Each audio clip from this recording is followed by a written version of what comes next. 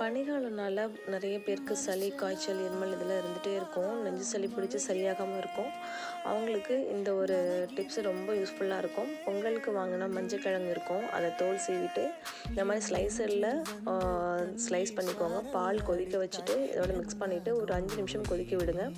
நல்லா கொதி வந்ததுக்கப்புறம் வடிகட்டிட்டு பனங்கற்கண்டு சேர்த்து குடிச்சு பாருங்கள். எப்பேற்பட்ட சளியாக இருந்தாலும் 5 டேஸில் சரியாயிடும். டெய்லியும் இது நைட்டு தூங்க போகிறதுக்கு முன்னாடி சேர்த்துக்கோங்க. ரொம்ப நல்ல ரிலீஃப் கிடைக்கும். என்னோடய பையனுக்கு ரொம்ப சளியாக இருந்துச்சு, இப்போது கோல்டு சரியாயிடுச்சு.